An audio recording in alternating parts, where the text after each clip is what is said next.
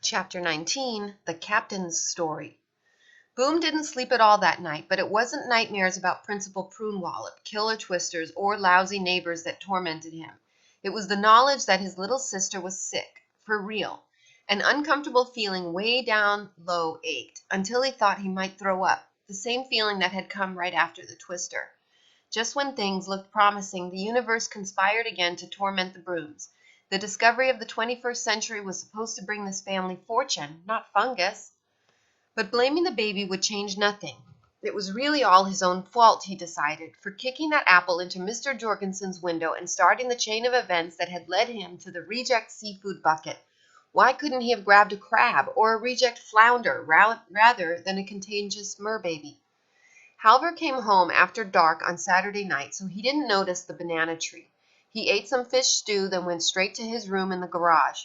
Now it was Sunday morning, the only morning when Halvor slept in, so Boom had a bit more time before he had to explain things.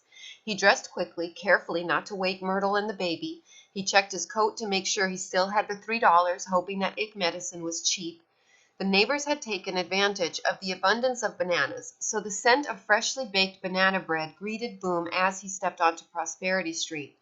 His mouth watered at the thought of a thick, warm slice for breakfast, but no one came outside to offer him one as he hurried by. The fruit had attracted an assortment of seabirds that didn't normally hang out in the Brooms' front yard. A family of raccoons and a group of rats were gorging themselves as well. The banana tree's monkey was sitting on the Mumps' mailbox playing with the little red flag. The wind was strong and pushed against Boom so that he had to pump his legs extra hard to keep up his pace. Cold air stung his lungs as he took quick breaths. The wind tickled his left foot through the hole in his shoe. He didn't bother stopping at the Winginghams. He knew that Winger would be at church, suffering through a long, boring service in a starched button-up shirt and a tie. Then he'd sing off-key in the choir's back row.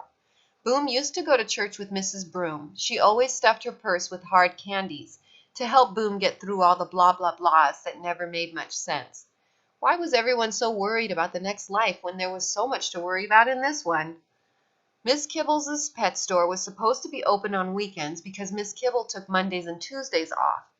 Boom was relieved to see that the "closed today due to a head cold" sign had been removed. 2 customers stood at the counter. Principal Prune-Wallop, the first in line, held a bag of crickets.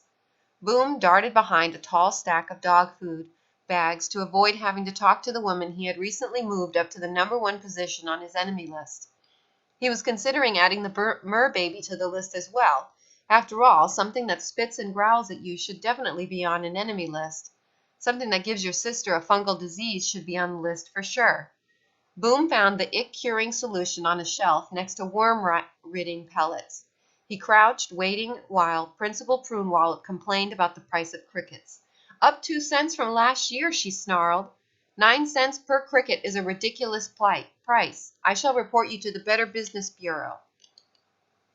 "It's the same price as everywhere else," Miss Kibble gently explained.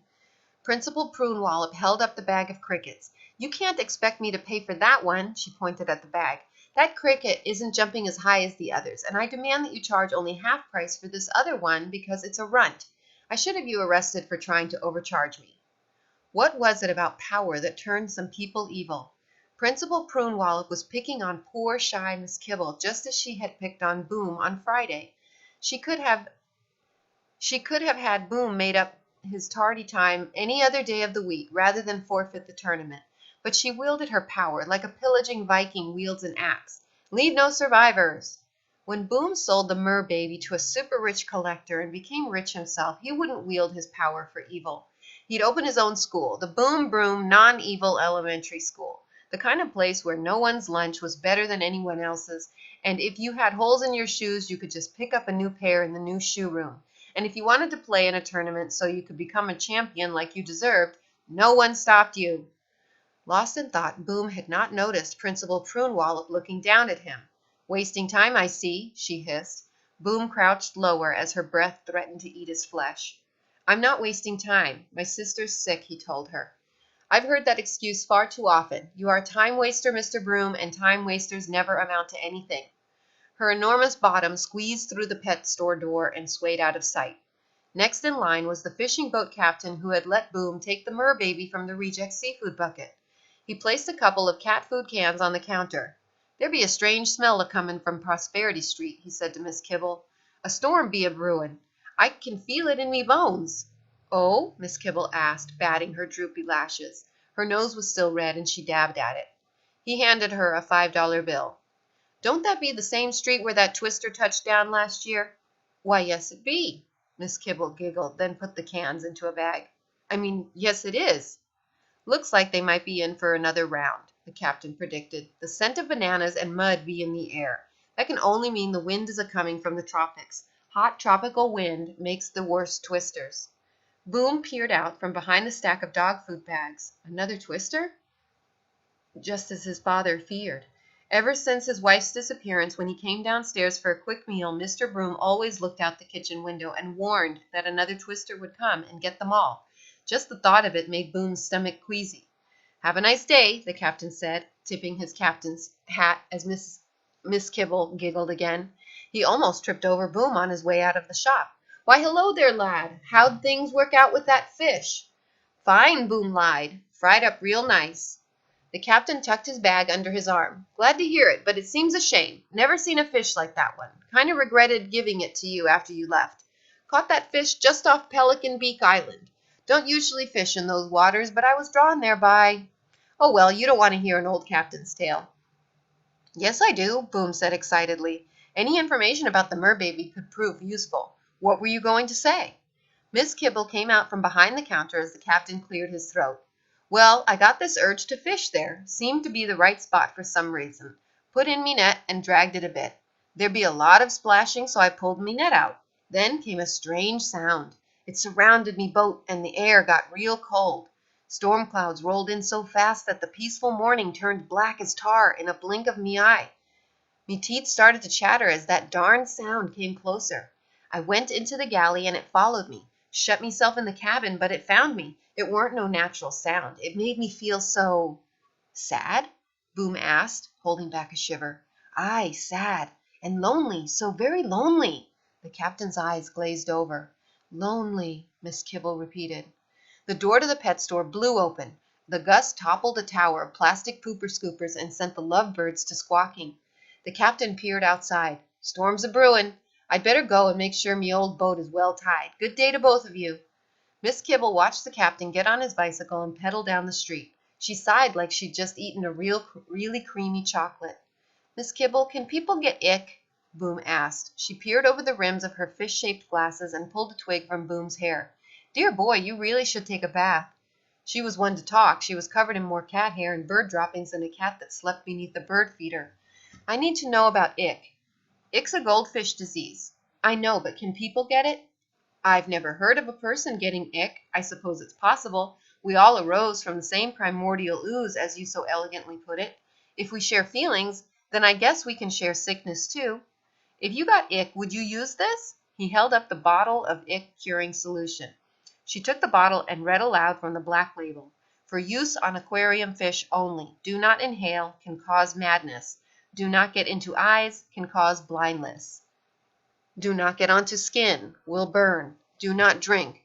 Do not add to bath water. Do not use as a food preservative, and certainly do not sprinkle on marmalade."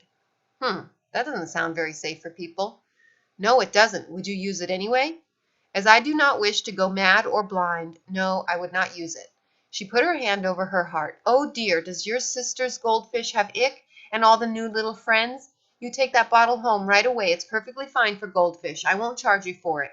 She pushed him out of the store. "Hurry, hurry, don't let the little creatures suffer." How could he explain that it was Myrtle who was suffering? As he took the shortcut home, he knew he'd have to tell Halvor right away. He shoved the bottle of ick-curing solution into his pocket next to the $3 and the lifetime supply of Listermans. As soon as Halvor knew that Myrtle had caught a disease from a Viking enemy, then someone would probably come and take the baby away. A lab would dissect it for sure. The government would hide the body in that secret place in Nevada where they hide the aliens. That would be terrible. Even though he was beginning to believe they might be better off without it so it wouldn't make anyone else sick, he certainly didn't want the thing to get dissected. Boom ran down Prosperity Street. He stumbled past Hurley, who, despite the wind, had set up his old summer lemonade stand. He had crossed out the word lemonade and replaced it with hot buttered corn and bananas on a stick. He seemed to be doing brisk business because a line of neighbors wound up the street. "Loser," Hurley called to Boom, waving a wad of money. Neighbors stood on the sidewalk outside the Brooms' house, their lips smeared with butter as they ate corn and stared at the hot pink siding. Some very snoopy people reached their hands through the fence to grab a lavender or vermilion dandelion.